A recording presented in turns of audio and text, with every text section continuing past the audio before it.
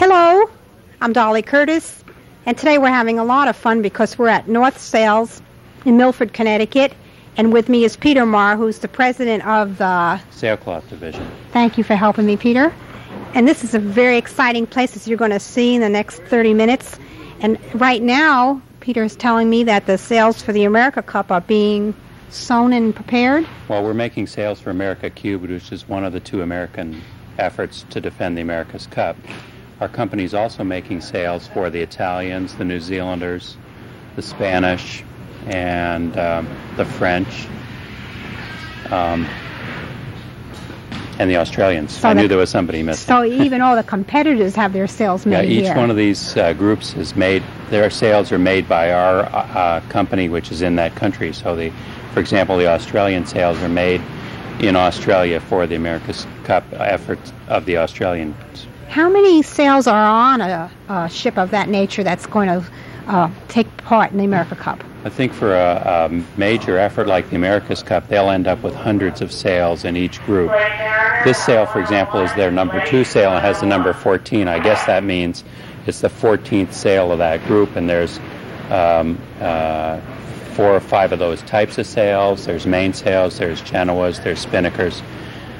So there's quite a number of sails. And they change them as the weather conditions. As the weather changes and as the angle with the wind that they're trying to sail. So a lot of important skippers must come here and sit down with you people and tell you, because their own needs must be very specific.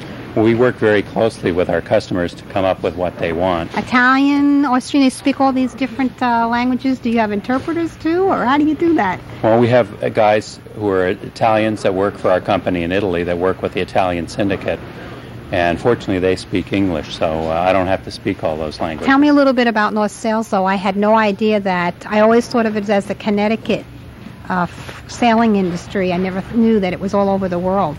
North Sales was started in the late 50s, I think, by a guy named Lowell North, and we've grown to be the largest sail-making company in the world. We make something like a third of all the sails made in the world. I had no idea, and you told me there are 25 lofts that you have, just like this one in Milford, all over the world. This is one of the bigger ones, but it's there are others that are equal in size, and we have a number in the United States. We have others in Europe, South America, South Africa, Australia, New Zealand, Japan.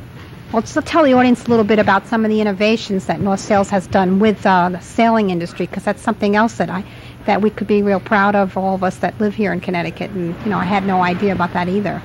North Sales has tried real hard to bring the modern technologies that are available to the sailmaking industry to use. And one of the big things that we've done has been in computers.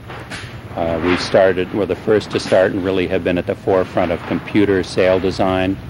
Another area of development has been fabrics. We started in the beginnings of our company simply testing and using engineering sort of principles to evaluate fabrics. So this must have changed the whole sailing race, technology, everything. Well, materials like this America's Cup sail are a good example, where that's Kevlar, which is like what's used in tires and bulletproof vests and airplane structures.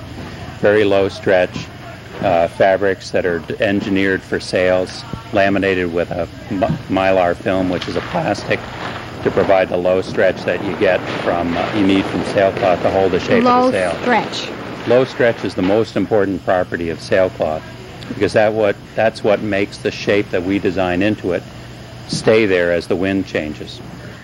Very, very interesting technology. Let's go look at the loom that works 24 hours a day here. Great. Good.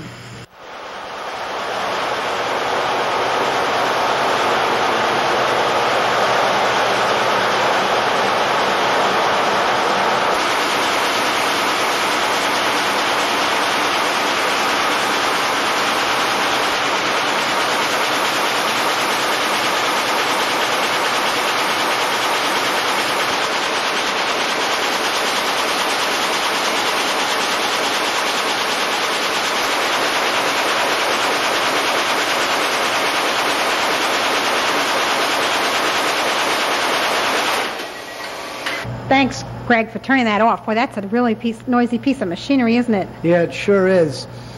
The way this machine is set up here, you can see the individual spools coming in the back there, and that's so we get uniform tension all the way through in the fabric. What is the thread?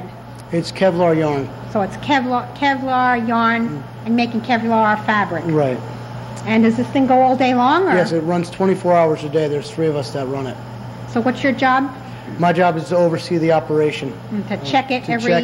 We check it every 15 minutes, half hour, and it runs pretty good. It's a pretty elaborate thing, and not only is it noisy, but it's also very elaborate. How many spools do you have feeding into this? There's 1,860 yarns. Oh, wow. I didn't realize it was that much. And you have to change them often? You have to keep your eye on them all the time to keep replacing no, them? they're replaced about every 3 months. We do it all at once. That's right. You put a whole new warp on every 3 months from the spools, and then feed it in and thread it all up? No, basically we splice in the back there, which makes the job a lot easier. It only takes a couple days to splice in at the spools. So you tie them on? Yes. Yeah, and a few people help you do that? Well, the 3 of us that run it do it, basically. We do it on our own shifts.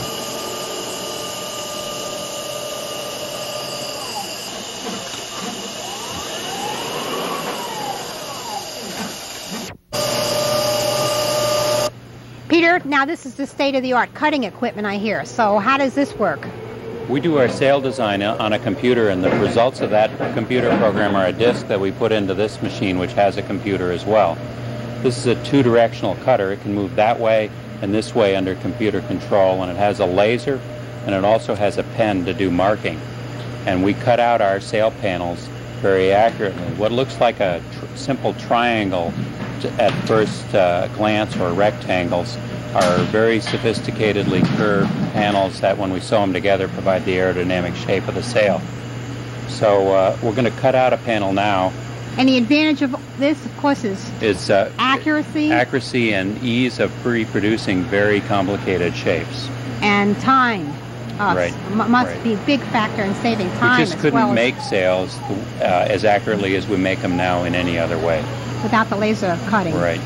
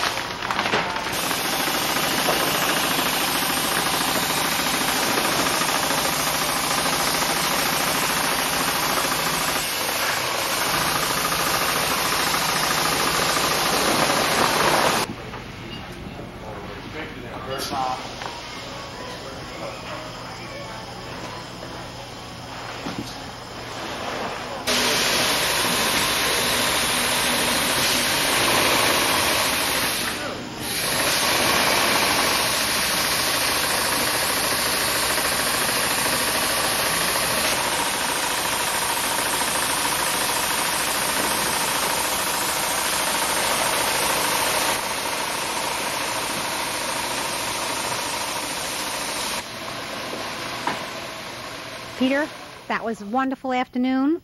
It was even more than I anticipated, and I'm real happy that we came and took this visit with you.